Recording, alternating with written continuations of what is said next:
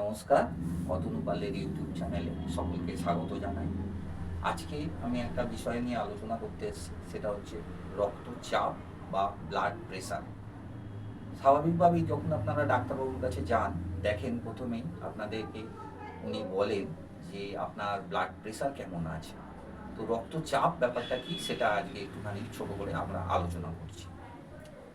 রক্ত তরল অবস্থায় যখন শিরা, ধমনী বা জালকের মধ্য দিয়ে প্রবাহিত হয়, তখন রক্ত ওই প্রবাহের সময় রক্তবাহের প্রাচীরে, অর্থাৎ শিরা, ধমনী বা এদের গায়ে লম্বভাবে একটা চাপ সৃষ্টি করে। স্বাভাবিক অবস্থায় আপনারা দেখতে পাবেন যখন জলের নরম পাইপের ভেতর দিয়ে যখন জল প্রবাহিত হয়, তখন পাইপের গাটা হাত দিয়ে দেখবেন অনেক শক্ত হয়ে যায়।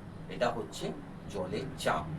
সেক্ষেত্রে রক্তও যখন আমাদের শিরা, ধমনীর মধ্যে দিয়ে প্রবাহিত হয়, তখন কিন্তু সেই রক্তচাপ বা ব্লাড প্রেশার একটা তৈরি হয়।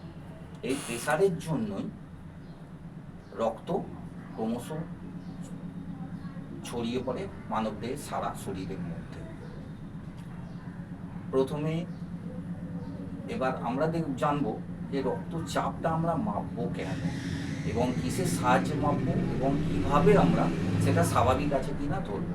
প্রথমে বলে রাখি, রক্তচাপ যে যন্ত্রের সাহায্যে মাপা হয় সেই যন্ত্রটার নাম হচ্ছে স্ফিগমোম্যানোমিটার।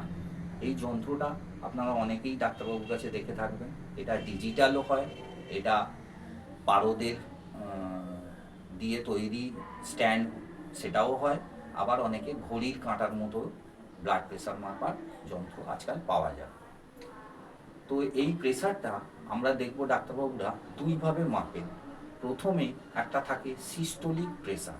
এই প্রেশারটা কি না, আমাদের রক্ত যখন হৃৎপিণ্ড থেকে নিলয় দিয়ে যখন বেরিয়ে যায় সারা শরীরের মধ্যে, নিলয়ের সংকোচনের ফলে এই সিস্টোলিক প্রেশারটা তৈরি হয়। এটা হচ্ছে সবথেকে বেশি রক্তচাপ, যে রক্তচাপের দরুন প্রত্যেকটা কোষের অঙ্গাণুর মধ্যে, প্রত্যেকটা কোষের মধ্যে রক্ত ছিটকে হৃৎপিণ্ড থেকে বেরিয়ে যায়।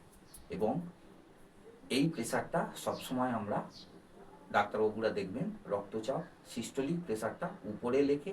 আর ডায়াস্টোলিক প্রেশারটা কি না, সারা শরীর থেকে যখন রক্ত অলিন্দের মাধ্যমে হৃৎপিণ্ডে প্রবেশ করে যে সর্বনিম্ন চাপের দ্বারা, সেই চাপটাকে আমরা বলে থাকি ডায়াস্টোলিক প্রেশার।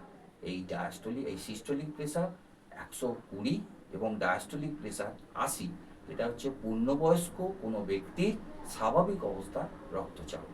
এবার এই রক্তচাপ অনেক কিছু জিনিসের উপর নির্ভর করে। সেটা রক্তবাহের প্রাচীরের উপর নির্ভর করে, রক্তবাহের গহ্বরের উপর নির্ভর করে, আবার হৃৎপিণ্ডের সংকোচন প্রসারণের উপরও নির্ভর করে।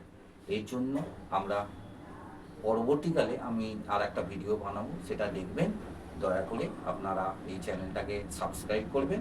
সুস্থ থাকুন, ভালো থাকুন, সঙ্গে থাকুন। নমস্কার।